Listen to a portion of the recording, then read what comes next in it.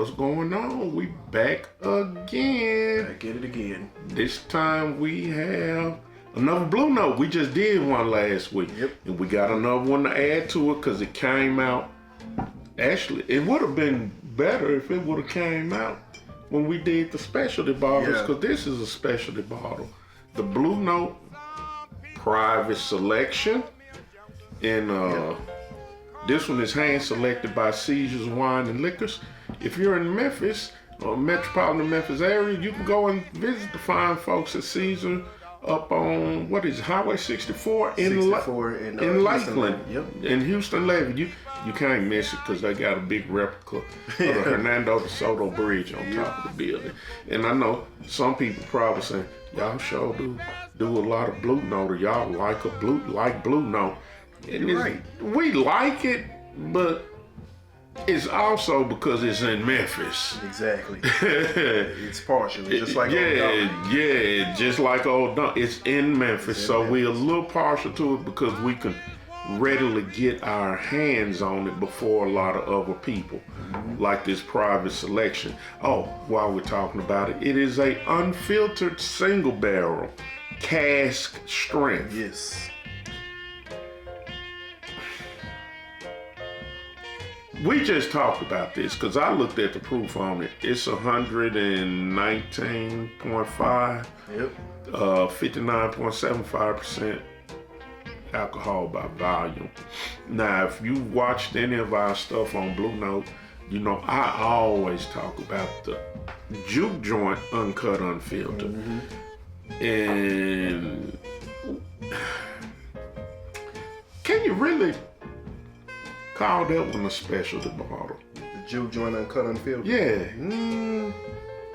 Because I don't know if you could really call it a specialty bottle. It happened. It was born by accident. If you know, it was a storm that hit the Rick House.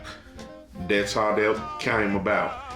However, most of the juke joint uncut unfiltered range from 112 clear up to 128 proof. Yep. That's the highest I've had. Yeah, I've had the 128. Depends on which store you get it from. Yep.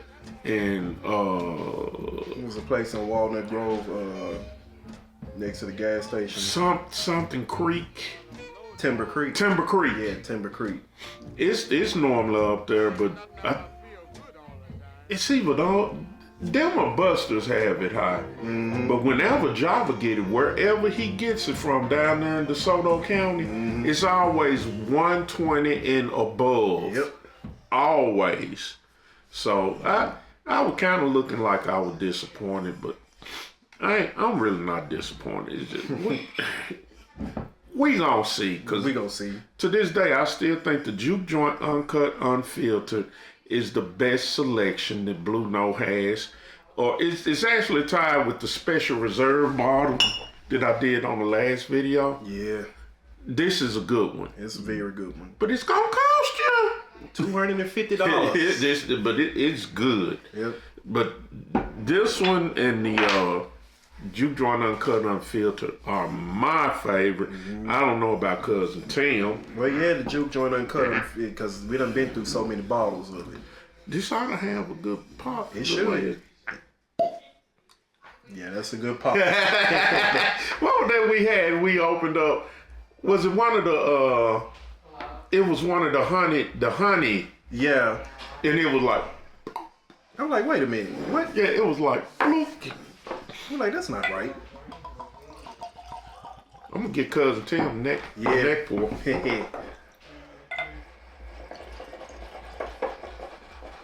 I kind of gave us yeah, you kind of gave us a healthy pour. Yeah, nice color on it. It is.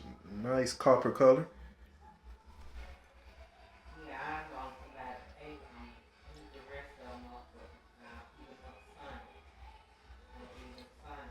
I got the alcohol quick. Yeah.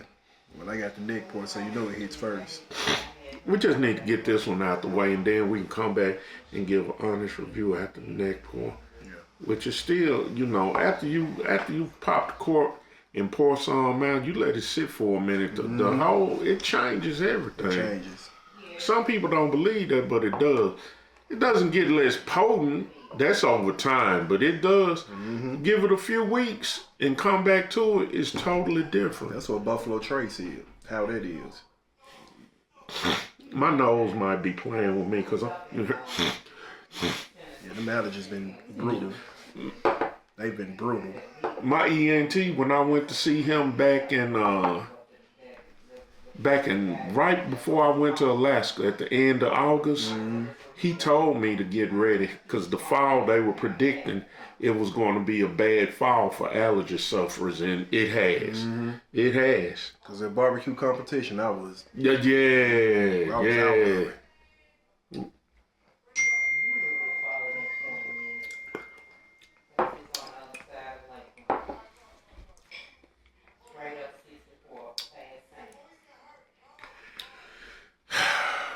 That's a neck pour I got. Let me go again.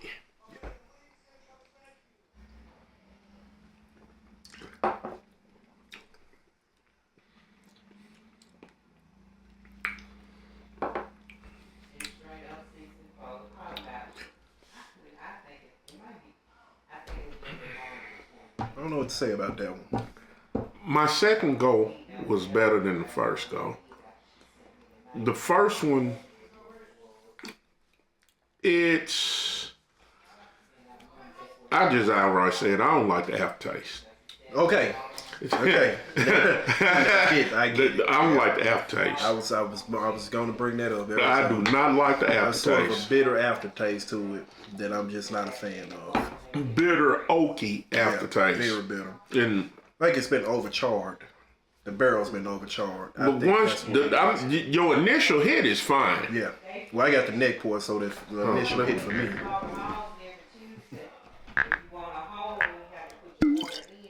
It wasn't as loud as the It first. wasn't as like, oh, well, I still got Oh, you some. still got some? Well, I'll take a little. But yeah, because you hit me a little heavy over here.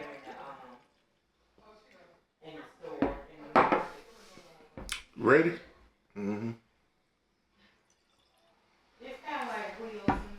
I need to go downtown to get that hazmat. Tell them what you told me about what they told you at seizures with the barrel. They sent it back. Yeah, so when they initially, so since this is a private barrel select, you know, any liquor store, they like to test their barrel. They like to do a tasting before they put them out. And they said that the original barrel that they had was way too peppery, so they didn't put it out first. And so they brought this one in. You know, when it came to their liking, that's when they decided to put it out. But the first barrel was way too peppery. And this one isn't peppery at all. Not to us. It's not peppery. But if Eddie was here, Eddie would probably go. Well, it's 120. It's 119 proof. Well, he did a good job to survive 4 bottles over 100 proof. Yeah, he did. He did a fine job. To us, it's not peppery. No, it's not peppery. It's excuse me. It's there, but it's not overpowering. It's not overpowering. There is a bit of bitter oakiness to it. So, the aftertaste is. Yeah, there was a oakiness. It is. So you know, like when you use bad wood for barbecue, when you start getting that bitter smoke taste accidentally, that's what you get. That's what the aftertaste is. When you more so really, he said bad wood. I'm gonna correct him. When you burning a dirty fire. Yes, that's what it is. Burning a dirty fire. Yeah, you got a dirty fire. When you burning a dirty fire, I'm a firebug, by the way. Y'all know I like to play fire. Anyway, when you burning a dirty fire, you will get that bitter creosote taste because your fire is not getting enough oxygen, and it really is. It's smothering itself. So yeah, you don't want that in your barbecue. And that's the taste we getting kind of on the back end of this one. I mean, the front end is fine. Front end is fine. It's just that aftertaste. Yeah, the front end is fine. It's almost like the juke joint. Yeah, it is. Almost. Not as much. Not as flavorful. But it's almost like the juke joint. Almost. But at the end of the day, I think the juke joint uncut unfiltered still reigns over this one. I don't know. Maybe we have to get halfway through the bottle. You know what the aftertaste remind me of? What? that double oak Woodford that I can't stand. And I know somebody go, oh, that shit. He doesn't like the double oak. It's overrated. I prefer the regular Woodford. That double oak is overrated, and the aftertaste reminds me of a combination of the double oak Woodford and that nasty ass. If you Gen X or older millennial, remember when you go to the doctor and they would give you that cough syrup that you had to put in the refrigerator? Not the good one that tastes like bubble gum, but that other shit that had that nasty aftertaste. Oh yeah. It's a combination of that. This is a horrible aftertaste. I'm not pleased at all. And I normally like Blue Note stuff. Blue Note. But this one, that was crazy aftertaste. Sad. I mean, it wasn't too expensive. It still cost about the same, about a few dollars over the regular juke joint uncut unfiltered. This one ran me about like $50-something. And it don't hit you right off with the aftertaste. It's a delay. It's a delay. It's truly a delay. So you're gonna get to enjoy the front end of it, and then the nasty aftertaste knocks on the door. Well, it don't really knock on the door. Just kick the door open and say, "I'm here." The door and say, "I'm here." I'm here. It's yeah. I'm gonna give it one more shot because 3 is a prime number. 3 is a prime number, but yeah, that's better. I'm gonna tell you what it is. Sometimes before they put they normally go off of char levels on the barrel before they start the aging process.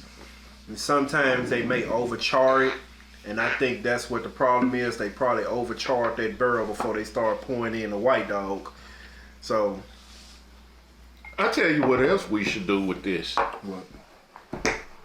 What's today? The 7th? Yeah. We should come back to this the day after Thanksgiving. Yeah. And give it another shot. So that's what we're gonna do. Mm-hmm. If you see this, today is November the 7th, 2025. We will come back to this the day after Thanksgiving, or even Thanksgiving if Cousin Tim come over. Yeah. And we'll try it again, and we'll give you another review. Because I'm serious about that. Some people may agree and some people may not agree. But when you open it and drink a little out of it, because some people say this is the sweet spot when you get about halfway anyway. Halfway.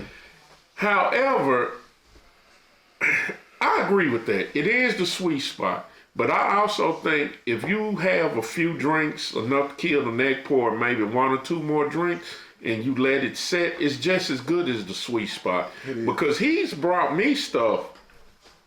What was that you brought me that time? And I absolutely couldn't stand it. It was horrible. We did it on that's the right video. there. It's that Which one? No, that Russell's Reserve. Was it was the Russell. Was that the Which one are you looking at back there? I was looking at that one with the big bottle. What was the name of it? That Nevada bourbon. Nevada? Yeah, it's right there. Where? I left it over here too. What was the name of it? Fray Ranch. Oh, hell yeah. Yeah, I remember your Hell yeah. And you know what? It's been a while. Let's hit it again. Yeah. Let's hit it again. Because it's been a while. And look how far it's down. Mm-hmm. That's a heavy bottle too. It is. And I want to say, I don't know if it was the Russells, but it was one It was the Russells that I couldn't stand the first day he brought it over here. And he left it over here, and we let it, what was it, about a month, wasn't it? And I went back to it, and I was like, this shit is actually pretty good. No, well, that's the Fray Ranch. Was it the Fray Ranch? That's the Fray Ranch. It's got to be the Fray Ranch. Because I remember your face. Yeah. And Timmy said I made some. Ooh, he said I made some kind of face when I hit it. Your face. I could tell that was the back end. We gonna see. And this is a grain of glass bourbon too. You don't find too many of those.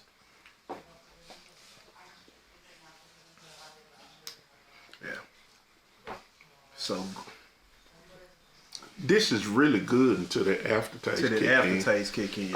It is really, it's really good. Really good until the aftertaste kick in. The aftertaste, yes, sir. It's like going to the prom with a 10 and expect, you know what I'm saying, yeah. and don't nothing happen afterwards. That's what this is like. I mean, it is really, really good. It's good. It's Blue Note. Yeah, it's really good. But that aftertaste come in and ruins the. Yeah, it's and that's got to be a barrel. That's definitely a barrel issue. They had to overchar that barrel. Either they overcharred it or something, or they didn't wash that barrel out with water before they put the whiskey in there. There's got to be something. I know Brian said don't wash your glass because it changes everything, but I needed to change for the Fray Ranch because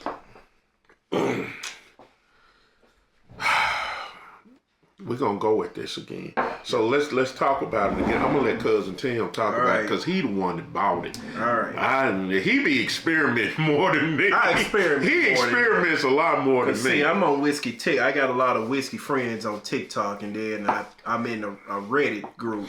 He experiments more. So I find a lot of stuff. So now when it comes to cocktails, that's when I come in. He comes in. But yeah, so Fray Ranch is a Nevada.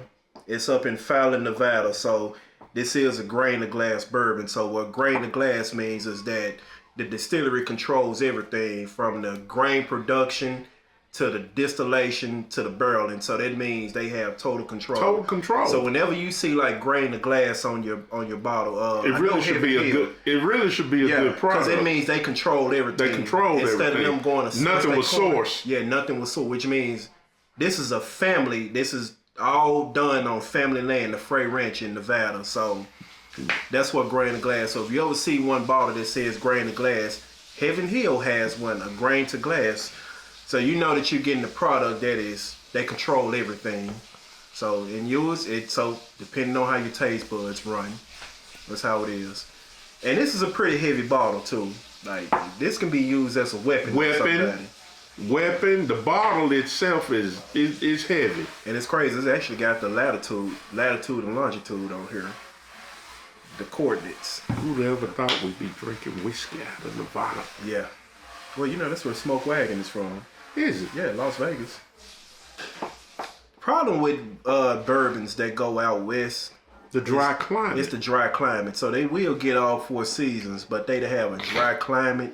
And it just Vegas gets all 4 seasons. Vegas have a dry climate. Yeah, Vegas get all 4 seasons, but they got a dry climate, and that's why bourbon that is produced in like areas, you know, that have no humidity don't do as well. Texas bourbons, where it's too hot. That's the problem with Texas bourbons. I think it depends on where you're at in Texas. Yeah, I think the farther east you are in Texas, it's better because you get a little more humidity because you're close to us. I drive to Texas every day, so they but that's East Texas. Mm-hmm. You talking about West Texas. Central Texas might be on the border because you know I always when I go to Austin get that Austin Steel. Yeah, that's Steel except Austin. That nasty shit. That corn, that heirloom corn. Goodness gracious, it was horrible. So if y'all know anything about bourbons made with heirloom corn. It's terrible. I'd like none of them. It has a dusty sawdust taste on all of them. I can't stand bourbons made with that heirloom corn. It's just awful. We had some at Total Wine.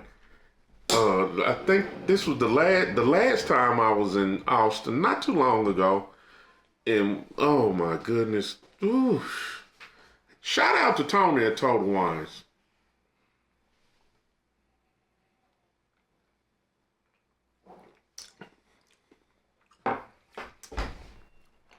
It's got a real fall, winter taste to it. Very grainy. That is very grainy. My face didn't look the way it looked. No, it didn't. But you can definitely taste the grain in that one. It is a 4-grain bourbon.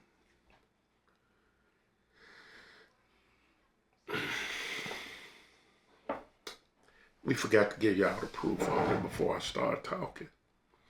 Yeah, distilled from 4 slow-grown grains, non-chill filtered. It's just 90 proof. That's why it's so smooth. Yeah, it's 90 proof, so it don't hit as. It don't hit as hard, but it is smooth. It is. It's very smooth. It's not as. I sound like Deontay Cow now. Huh? Anyway, shout out Deontay. I listen to the podcast.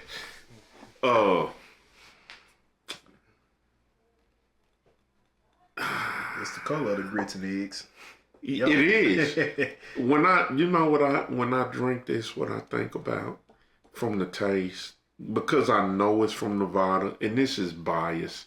So y'all don't take me seriously when I say this. This is my opinion, and I'm being biased because I know it's from Nevada, and I think about the water that they use to make it, and I'm thinking about places like the Snake River and shit like that.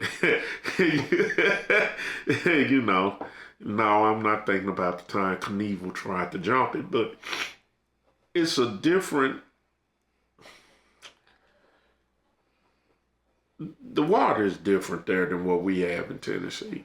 Because people still don't believe. When I tell them, when I go out of town, Sandra will tell you, when we get back home, the first thing I do is come in the house and drink water. Memphis has very, very good water. When we turn our water on the tap, we don't have to let it run. There's no brown shit coming out of it. We can literally drink our water straight from the tap. It is that fucking good. We sit on top of a natural aquifer. And when I tell people this, that y'all water can't be that good. Oh yes, it is. When I tell you, when we go on a cruise, we go on vacation, the first thing I do when I come in the house is get a glass of water. Our water is that damn good. Henceforth, and it's just not Memphis, it's other places in Tennessee as well. I really believe that's got a lot to do with the bourbon process. Yeah. With the quality of the water. And then that limestone water helps. Because, they use a lot of limestone water. And it smells good. I'm not gonna lie.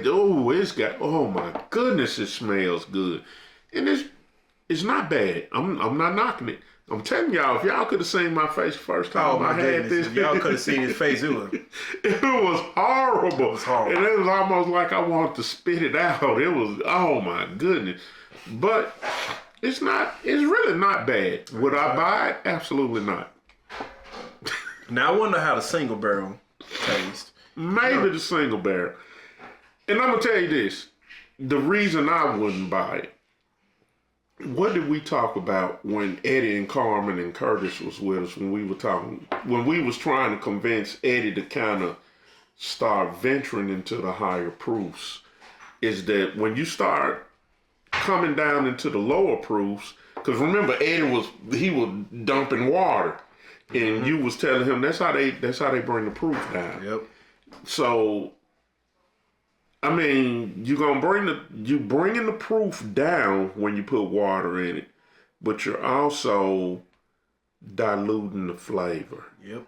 That's just like when you have coffee. The best way to get a taste of the coffee is to drink it black. Once you put the cream in it, you start diluting it. You're diluting the potency of it. Everything. Yep. It's the same way with bourbon.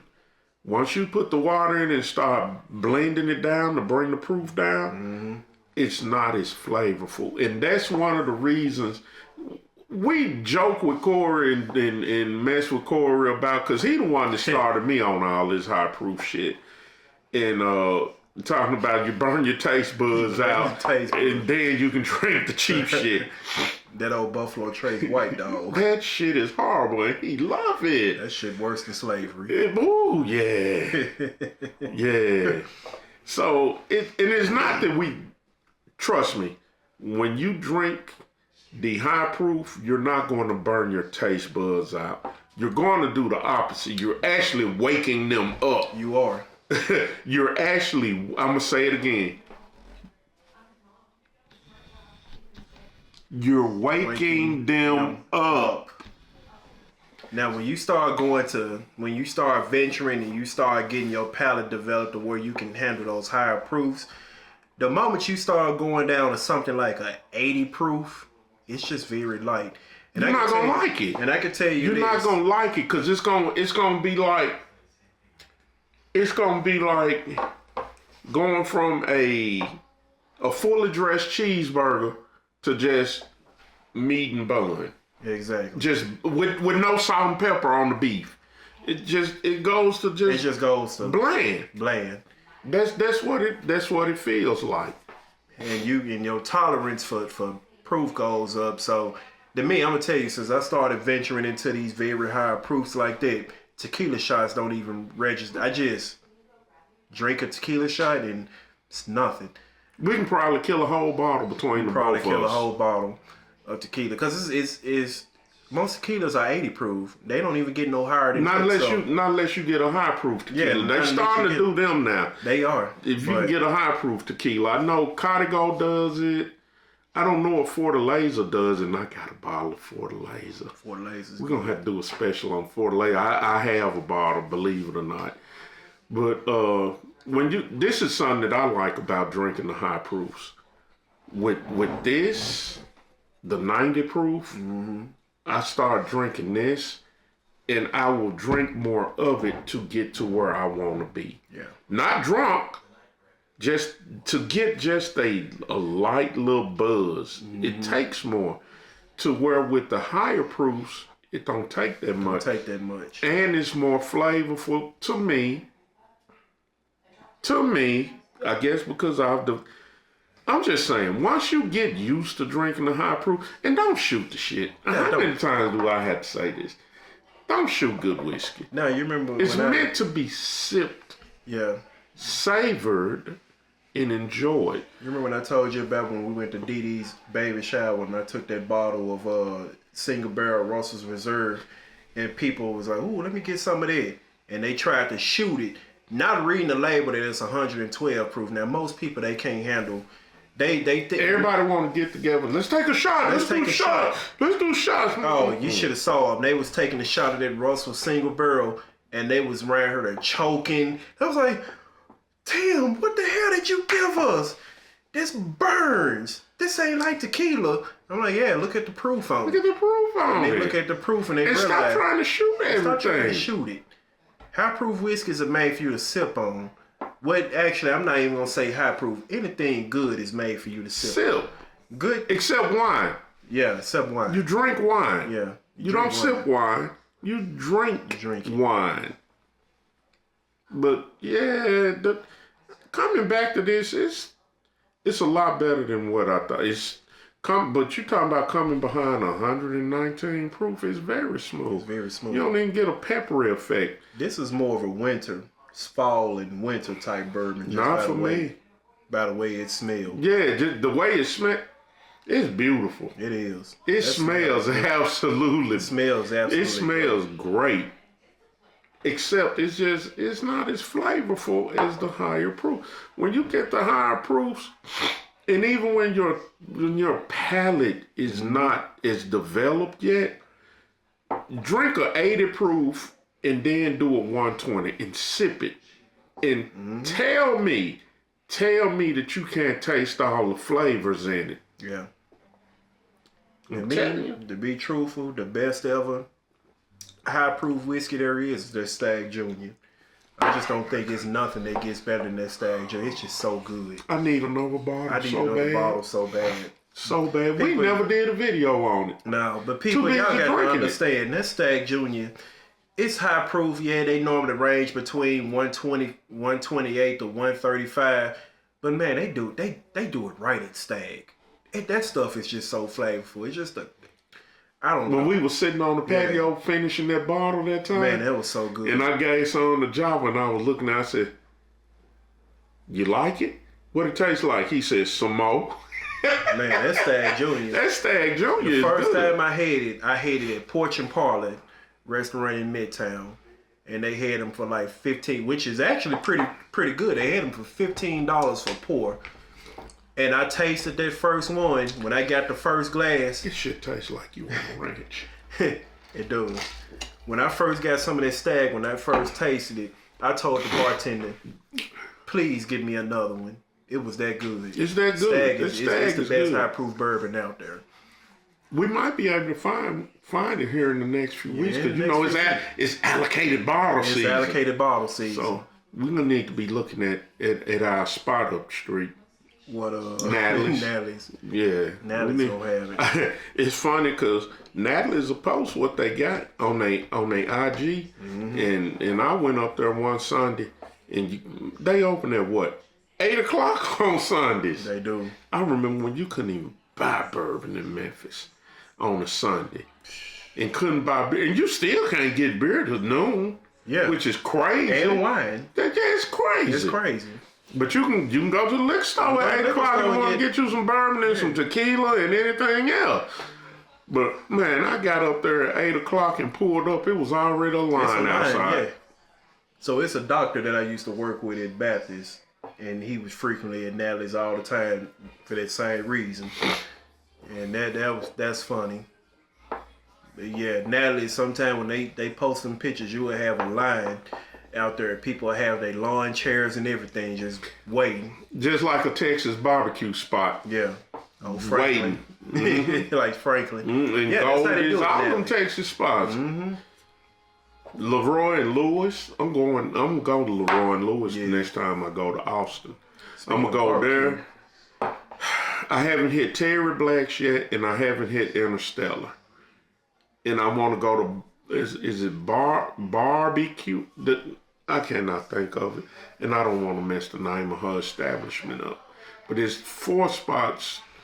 I go somewhere different every time I go down there.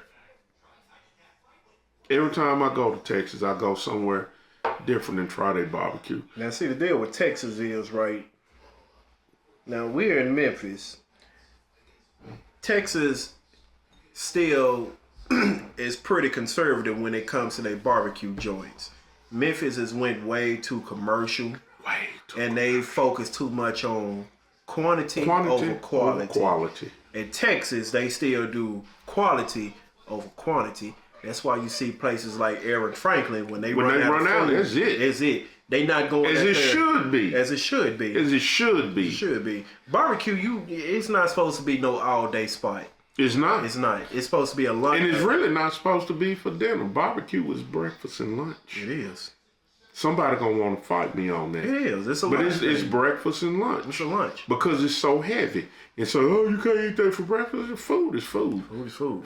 Breakfast, sausage and eggs and all that, that's just commercial gimmick. I ain't gonna go down that wormhole. But yeah, barbecue is really breakfast and lunch. Because it is so heavy. And you really shouldn't be eating that damn heavy at night. Exactly. But because think about it, when you go to barbecue joints, right, when you go at around that sweet spot between 11 and 12 o'clock, that's when the barbecue is the best as ever is. But you know what Junior said about Memphis? What? That holds true for Texas. What? In Memphis, if you go in that sweet spot, if you get there too early, like at 11 o'clock, my daddy said you might be getting what was left over from last night reheated. And he don't always get it right, but when he on, he on. He's on. Yeah, when he on, and he got a very valid point there. And it's true, because I'm not going to call out some of the spots that me and Sandra have been to at 11 o'clock, and it tastes like it was reheated from yesterday. Quality over quantity. That's why Aaron Franklin, you're not going to get no day old barbecue. You're going to get it made The night before. I've had Franklin's brisket night. I thoroughly enjoyed it. I'd go back. Some good brisket. I've had Crites. Crites. In Lockhart, Texas. I've had Crites. It was pretty good. It wasn't as good as Franklin. Yeah, Franklin, his brisket Jesus. His brisket Jesus. But I'm really ready to try Leroy and Lewis. Leroy and Lewis has a Michelin star. He does. That's crazy for him to get a Michelin star. They got a Michelin star, and I'm ready to try Terry Black's as well. But and the reason the Aaron Franklin probably can't get no Michelin star because ain't nobody gonna show up early enough. But he's consistently a Texas muffin. Yeah, he is consistently. It's a guy in Memphis. I can't think of the name of it. I saw it on TikTok. I don't give a shit what y'all say. You go over to the Clock app. And then you can find some food reviews over there. You'll find stuff that you didn't know was in the city. Right. But it's this dude down on, hey, Sam. Yeah. Where's that barbecue, the guy that I told you about that we need to go check out? Elvis, he's in Whitehaven. If you're in Memphis, he's in Whitehaven on Elvis Presley. I'll have to find it on the Clock app. And dude just got a tent, like the tents we set up sometimes for the small barbecue contest. He just got like a 10 by 20 tent, and he got his cooker out there, and he go at it. And man, I seen some of his ribs, and I'm like, yeah, I gotta go check. His ribs look like my ribs. Oh wow. And they like LES Barbecue Candy Red. Candy Red. Yeah. Candy Red. His ribs look good. Not like some of these commercial establishments we got around Memphis that everybody. And let me tell you, I'm going to tell y'all something. If you come to Memphis, especially if you know somebody, go to somebody's backyard. That's where you're going to get the best backyard. Or like the guy I'm telling you, this got like pop up, whatnot. Because these big establishments that we got, these big commercial names that we got, they, Now, it's not surprisingly, Jimmy Nick's is actually a pretty decent barbecue. And it's a commercial chain. But you know what's the crazy part? When I went in there, last time I was there was February earlier this year. And my boss was in town.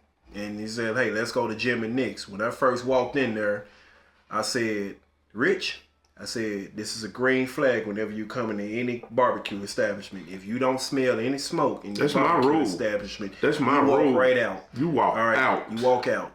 That top's right here by me, you never smell no smoke. You'll never smell Never. Smoke. But the one over there on Fraser Boulevard, you'll smell smoke in there. Yeah, you smell they pit going. You smell they pit over here. And they got a pit up there. They don't use it. If you can't smell the I think they boil their meat.